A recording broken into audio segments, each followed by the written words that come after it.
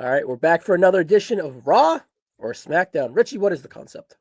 Concept is if these stars had to retire tomorrow, we had to hang a jersey on the rafters. Will it be a Raw jersey or a SmackDown jersey? And here we are trying to figure out what these designated brands are to these superstars that we're spinning on the wheel today. Well, luckily, up third here, for us anyways, is Marcus. Marcus, were you more of a Raw guy or a SmackDown guy? I'm a Raw guy. Richie's a SmackDown guy. What were you? Raw had the early advantage just with the start time of Raw going back to 1993.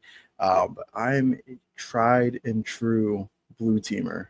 Throw me on that SmackDown team, man. I'm just saying, 3-0 here. I don't know what it is about SmackDown, but man, SmackDown's my show. I'm Team Blue Brand all the way.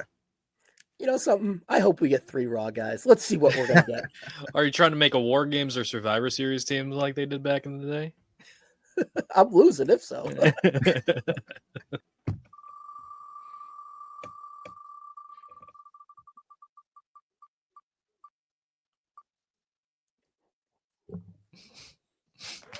right, this is a good one. Eddie Guerrero gut reaction SmackDown. I think the stats may surprise us, but ultimately SmackDown 6. When I close my eyes, it's SmackDown all day. Richie, it's gotta be SmackDown. Marcus, not only just SmackDown, he might be on the Mount Rushmore of SmackDown guys. And that is a fun goal to see after we look at with the stats. All right, Eddie Guerrero's best Raw year was 2000. Debuting with the Radicals with 2000, the China stuff in 2000, the RVD IC ladder match from May 2002, the Rock match from July 2002, and the European title run in 2001. Now, Marcus and Richie, you're going to give us the SmackDown stats, but I'm a little surprised at how good and robust the Raw stats are. Richie, go ahead. Well, yeah, I had to convince you to actually do it because you thought it was just a slam dunk for SmackDown. I thought it was a slam dunk for SmackDown, but we're going through it. Yeah. So 2004, we have the WWE title run, and we have number 2, we have the Los Guerreros. We have number 3, we have the feud with Rey Mysterio in 2005. We have the feud with Kurt Angle in 2004, and then we have the feud with JBL in 2004 as well. 2004 was pretty much the peak year of Eddie Guerrero, and some say for him breaking out in SmackDown was the reason for it.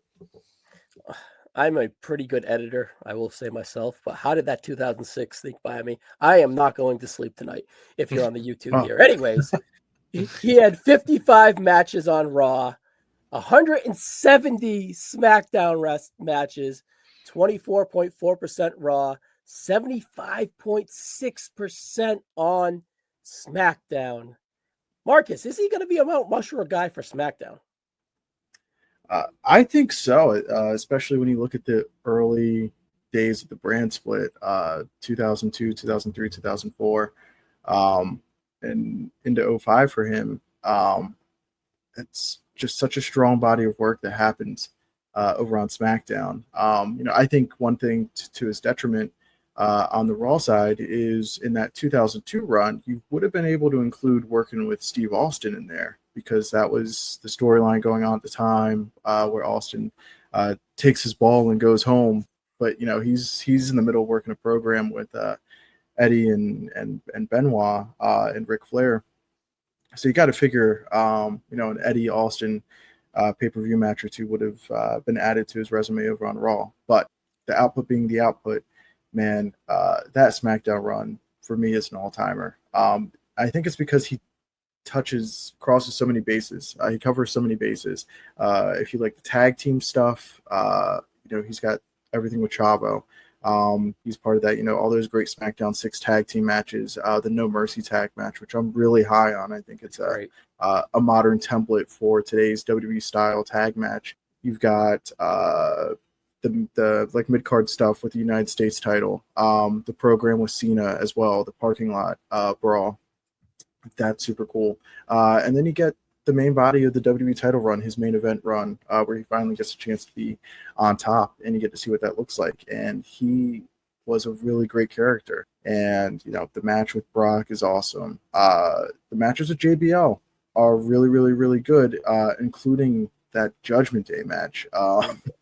All-timer juice job, legendary. So good. But yeah, I think vignettes the too run with on JBL are SmackDown, fantastic. yeah, that's awesome. The angle with Eddie's mom, the house show in El Paso, just goes on and on for Eddie Guerrero over on SmackDown. And then, even in 2005, before his passing, stuff with Batista was also really good. And it really started to add some depth to the Batista character as well. And, you have the match No Mercy, and it's kind of Eddie, will he, won't he?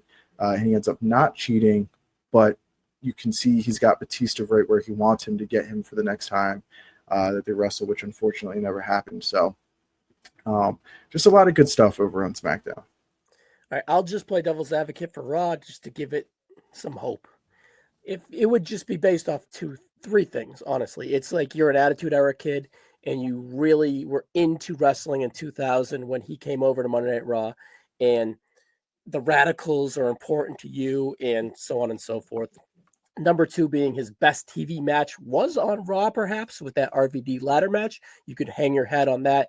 And the most high-profile TV match, that is, with the July 2002 Rock match, which was great, by the way.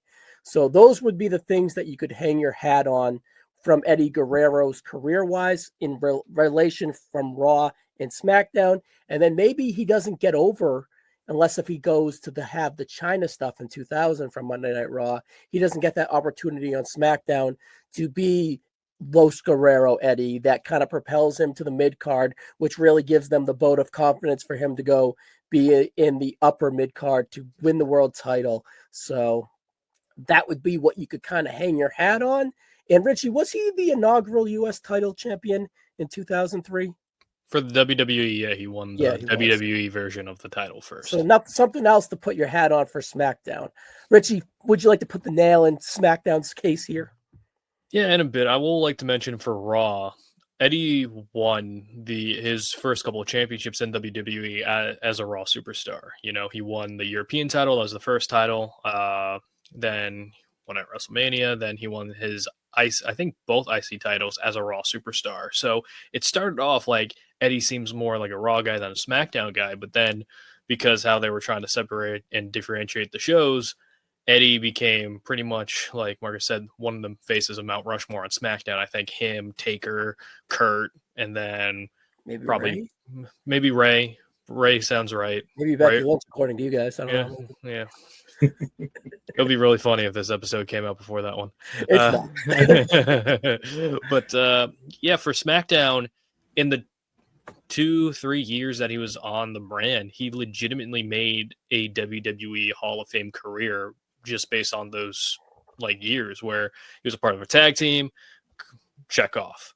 He was a part of the U.S. title scene. Check that off. He was WWE champion. Check that off. He made somebody after he was WWE champion. He made Rey Mysterio, not just a cruiserweight guy. Check that off. He did pretty much a fast forward speed run on an entire WWE career on one brand. And I think that's pretty remarkable. Yeah, it's good. But my takeaway from this is I agree with Marcus' early sentiment that he's a Hall of Fame SmackDown guy. When you were like, what's the four most important people to the SmackDown brand? Eddie Guerrero would be one. But my takeaway is you got nothing to sneeze at with Monday Night Raw. Richie, initially when you put Eddie on the list, I was like, God, but there's nothing to talk about. There's got to be another name we can kind of go out there and talk about here. This is like Shawn Michaels to Raw. It's easy. There's no discussion. There's a light discussion, but overall, I am really glad we spent this 10 minutes to talk about Eddie Guerrero because we don't have enough opportunities to. He had a great run on SmackDown. He had a great run on Raw, and he had a great run in the WWE. But when I close my eyes, he's a SmackDown guy to me. I think you guys might agree. Richie? Yep, SmackDown. Marcus? Absolutely. Yep. No doubt. SmackDown all the way. So, yeah, you heard it here. Eddie Guerrero, Mount Rushmore SmackDown guy. Awesome.